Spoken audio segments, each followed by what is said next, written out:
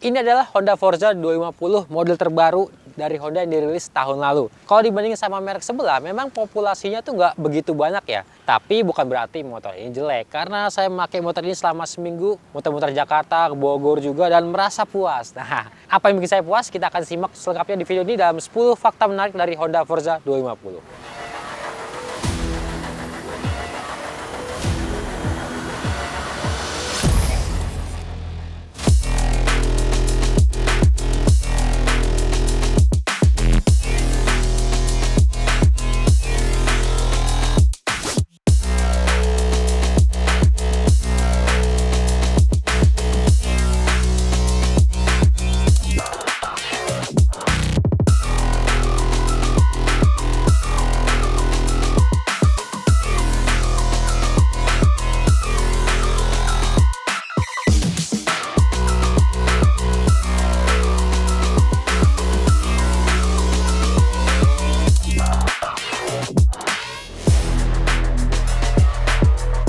Fakta menarik yang pertama adalah motor ini CBU dari Thailand. Jadi kalau dibandingin sama kompetitornya kayak Yamaha X-Max, terus Kymco, itu mereka semua udah rakitan lokal atau CKD sini.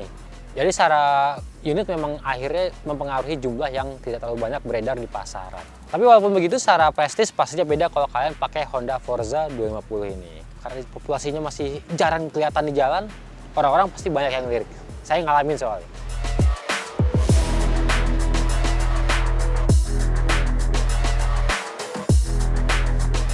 Nah, fakta yang kedua, motor ini punya pilihan warna terbaru, yaitu warna di depan saya. Ini adalah warna merah, tapi merah itu nggak yang kelihatan norak banget ya. Merah itu kelihatan elegan, terus kelihatan mewah juga. Mungkin bisa dibilang mirip-mirip sama merahnya Mazda ya, Soul Red Mazda gitu. Mewah itu kelihatan lebih wah. Nah, kalau kalian nggak suka warna merah, ada 3 warna lain yang masih dipertahankan dari model sebelumnya, yaitu ada warna putih, ada warna hitam, dan juga ada warna abu-abu.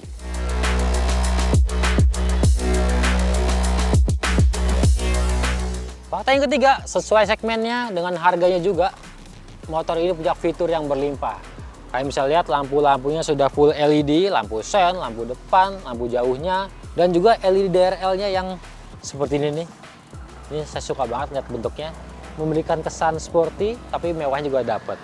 Di lampu belakangnya juga udah LED, nyala lampu senjanya itu bentuknya cakep, tapi kalau di rem lampu bagian tengah yang LED-nya baru dia nyala. Terus windshield sudah otomatis full adjustable dan dia lebih tinggi 40 meter dibandingkan generasi sebelumnya. Jadi buat touring makin enak. Kemudian kita ke pedometer. Nah, pedometernya udah pakai paduan digital dan analog. Untuk sebelah kiri ini ada untuk speedometer, kanan kanan untuk tachometer. Di layar tengahnya MID-nya dia juga ada jam, ada fuel meter, ada suhu mesin, ada trip A, dan ini konsumsi bahan bakar di trip A. Dan ini adalah waktu perjalanan di trip A. Dan sini adalah sisa jarak yang bisa ditempuh dengan bahan bakar tersisa. Lalu ada suhu udara, voltase aki, dan di bagian range ini bisa berubah juga jadi konsumsi bahan bakar real time dan odometer. Lalu di bawah sini juga ada beberapa indikator, ada indikator tekanan oli, HSTC, lampu jauh, HSTC off, suhu mesin, keyless, dan juga indikator ABS. Sebelah kirinya untuk indikator lampu sen kiri, yang kanan untuk indikator lampu sen kanan. Kita turun ke belakang dikit. Ini tombol setangnya banyak banget, terutama yang di sebelah kiri. Ini macam tombol di kokpit pesawat ya. Jadi kalau jempolnya nih mesti adaptasi dulu nih. Kadang saya sendiri masih salah-salah pencet, mau pass beam nggak taunya bensinnya turun. Mau klakson nggak taunya lampu sen yang kepencet. Jadi ini memang tombolnya banyak banget, yang terutama yang di area setang sebelah kiri. Ini untuk lampu jauh, lampu dekat, dan ini untuk pass beam. Tombol yang ini untuk naik turunkan windshield. Ini untuk mengubah informasi MID yang di bagian atas. Ini klakson, lampu sen, dan info B. Info B itu untuk mengubah bagian dari odometer jadi range bahan bakar. Nah, di bagian depan ini adalah switch untuk mematikan atau menghidupkan HSTC. HSTC itu adalah kontrol traksinya khas Honda. Lalu stang sebelah kanan, dia ada engine cut off, ada tombol lampu hazard, dan juga tombol starter. Tombol starternya dia masih pakai dinamo ya.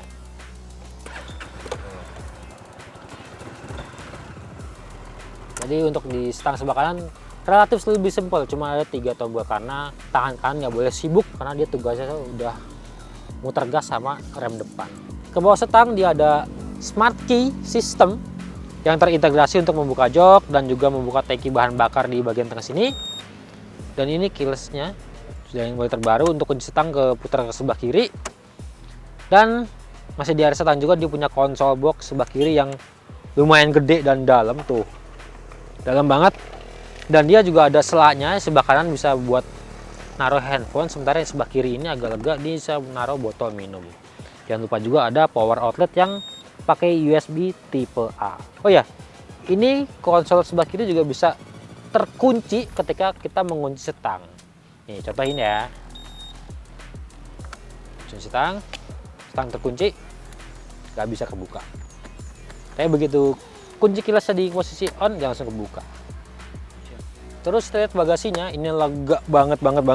Wih, 2 helm full face masuk di sini dan juga di bagian sini. Dan masih ada sisa selah di bagian tengah buat naruh jas hujan, lap, segala macamnya. Dan ini ada semacam partisi untuk mengatur tata letak barang di dalam bagasinya. Ini ada petunjuknya juga nih, 1 helm, 2 helm, atau 1 helm, tergantung mau pembagiannya mau di mana. Bisa di sini juga. Nah, ini ada celah juga nih.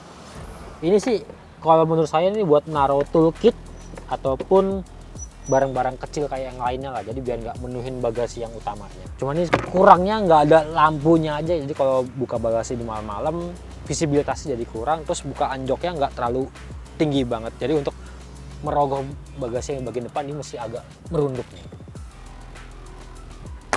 Fitur lainnya dia ada HSTC, Honda Selectable Torque Control, lalu rem ABS dual channel di roda depan dan roda belakang.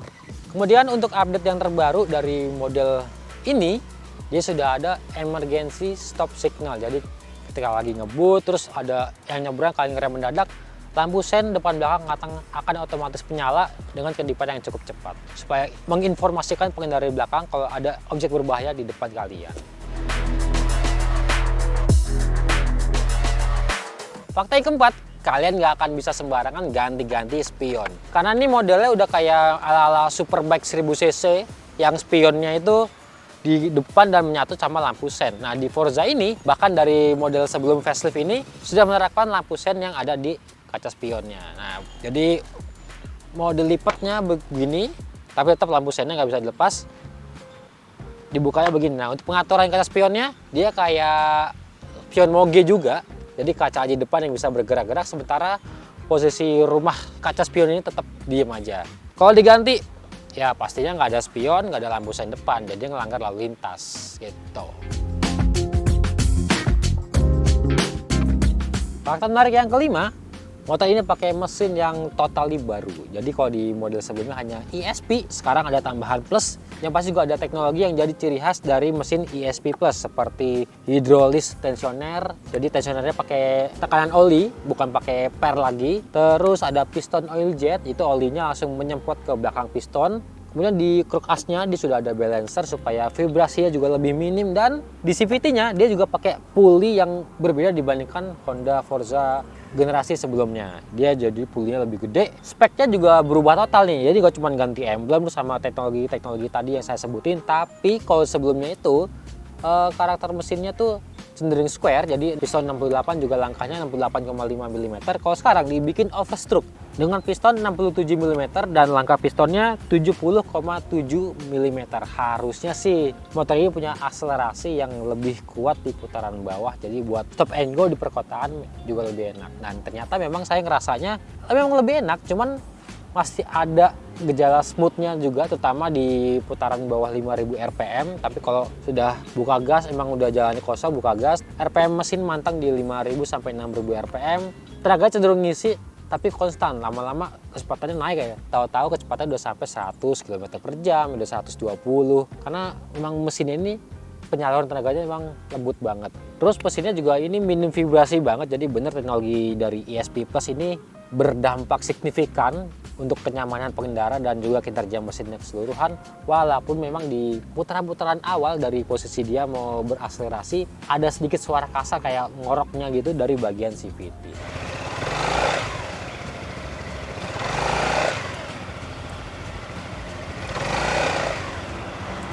Tapi masih oke lah, karena udah cruising santai, udah jalan tuh suaranya itu udah hilang, udah yang kedengeran halus aja.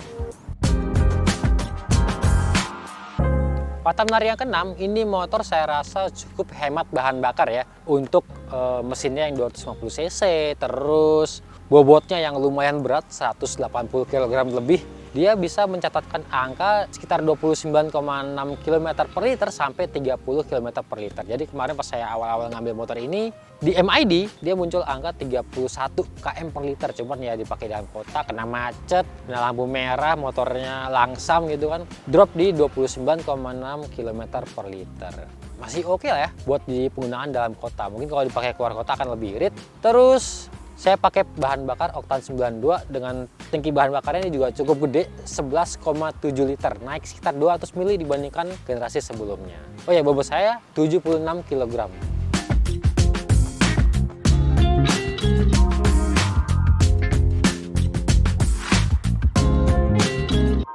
Oke, fakta yang ketujuh dari Honda Forza 250. Dia menawarkan posisi riding yang nyaman. Jadi walaupun kelihatan dari arah kamera nih frontal tuh motor kelihatan panjang banget. Terus dia juga terlihat lebar dari arah sini dan juga tinggi memang, dan bobotnya 180 kg lebih dengan sumbu roda 1500 mm lebih. Dia masih terasa nyaman untuk saya yang punya bobot 76 kg dengan tinggi badan 172 cm. Oke, saya ngomongin dari joknya dulu deh. Jok ini memang lebar karena juga dia untuk menutupi area bagasi yang juga lebar, jadi enaknya dia bisa menampung bokong dengan sempurna banget. Lalu di sini juga ada sandarannya. Walaupun memang karakter busanya ini agak sedikit keras ya. Kemudian pijakan kaki ini fleksibel banget kalau untuk berkendara sigap. Untuk ukuran sepatu 44 nih masih bisa maju mundur leluasa. Kalau mau santai bisa agak selonjoran, walaupun nggak selonjoran banget, masih nekuk juga. Dan posisi stangnya memang kerasanya agak lebih rendah, cuman enaknya covernya itu nggak terlalu yang sampai gede banget kembung gitu ya. Jadi memberikan kesan ringkes di area stang. Nah, feeling saya selama naik motor ini tuh bodi depan ini memang kelihatan lebar, tapi malah memberikan kesan melindungi area kaki. Jadi kaki tuh nggak langsung kena angin dari depan, ataupun ada pentalan kerikil ataupun batu-batuan dari kendaraan di depan. Nah, untuk windshield ini otomatis adjustable, bisa naik turun. Dan kalau ini ada posisi tertingginya, dia agak sejajar sama mata. Buat touring ini pasti enak banget, cuman gak enaknya kalau windshieldnya ini kotor, kena debu, mungkin udah ketutupan lumpur atau hujan gitu ya, malah jadi ganggu pemandangan. Jadi kalau touring pakai Forza ya harus siap-siap kain lap lah buat lap windscreen-nya supaya selalu bersih. Kalau di dalam kota ya tinggal diturunin aja. Nah, angin juga lebih gampang kena badan. Oh iya, kita turunin standarnya. Tinggi 172 cm ini masih oke ya, masih nyaman. Walaupun memang kerasa banget jok itu ngeganjal di area pangkal paha sini ya, namanya juga joknya lebar ya. Masih oke. Kalau duduk agak ke depan nih baru enak bisa napak. Kalau duduk ya mundur gini ya agak jinjit ya.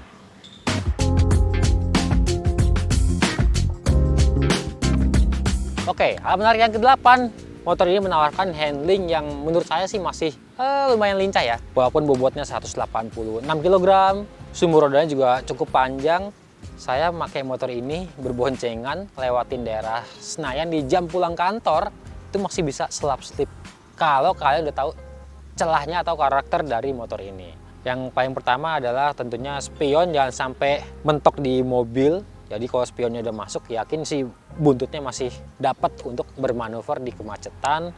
Terus supaya lebih lincah lagi untuk slap slip, yang dimainin rem belakangnya aja. Jadi kalau di macet-macet jangan pakai rem depan, malah bawahnya kayak pengen ambruk. Nah, kalau untuk karakter suspensi, yang depannya ini dia pakai suspensi teleskopik dengan jarak mainnya yang sebenarnya sih lumayan panjang ya, sekitar 10-100 mm lebih. Tapi dia suspensinya ala motor matic-matic biasa, jadi bertumpu di segitiga bawah. Terus karakter suspensi depannya ini juga rasanya itu empuk, pas buat melewati jalan yang rusak, yang aspal berlubang, kecil-kecil itu masih enak. Cuman memang beberapa kali saya ngerasain tuh kayak ada bunyi klek-klek gitu. Pas lagi ngantem speed trap, terus ada lubang-lubang kecil di jalan di libas itu agak cepat, ada bunyi suara klek di bagian depan. Ya mungkin suspensi depannya karakter sudah pas, cuman kayaknya harus disetting ulang supaya nggak ada bunyi-bunyi yang mengganggu tadi. Terus kalau suspensi belakang, nah ini karakternya berbeda sama suspensi depan. Yang di belakang ini suspensi itu cenderung rasanya itu agak keras, walaupun ini adalah settingan default dari pabrikan, yaitu di posisi tengah-tengah. Karena dia punya setelan preloadnya dan defaultnya di titik yang ketiga. Harusnya sih karakternya sedang ya, cuman saya merasakan suspensi belakang ini memang agak keras bantingannya, dan juga tendangan balik ke badan tuh berasa banget, apalagi sewaktu ngelewatin speed trap yang lumayan tebal, jadi bek. Untungnya masih ketolong sama joknya yang lebar dan nyaman didudukin. Enaknya kalau buat boncengan, karakter suspensi belakang terasa jadi lebih pas. Terus buat nikung juga buntut motor terasa lebih anteng, kecuali yang depannya memang agak sedikit goyang karena memang lebih empuk. Jadi ya kalau sok belakangnya kekerasan, ya udahlah ganti aja, solihin, RBC, apa SSY, terserah kalian. Pasti yang beli Forza langsung ganti sok belakang, karena secara tampilan juga sok belakangnya Honda Forza 50 ini panjang tapi ulir pernya itu kurang gemuk gitu, jadi kelihatannya agak cungkring.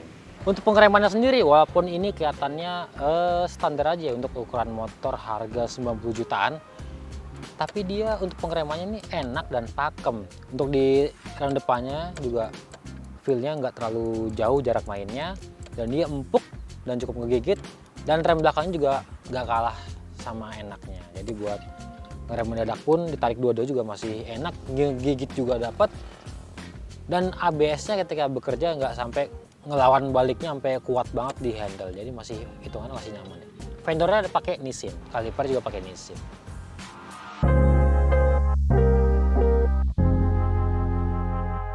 Fakta yang ke-9, kompetitornya tidak terlalu banyak. Ya, untuk motor Matic 250cc yang masuk ke segmen premium, pemainnya untuk di Indonesia saat ini ada Honda Forza, kemudian ada Yamaha X-Max, lalu dari merek non-Jepang ada Kymco. Kymco juga punya banyak sebenarnya, ada 2 kurang lebih. Ada Kymco X-Town, ada Kymco Downtown, dan kalau kalian pengen merek Eropa ada Benelli Zaverano. Cuman kayaknya nih yang Benelli Zaverano udah lama banget nggak update, tapi di situs Benelli Indonesia tuh masih dipajang.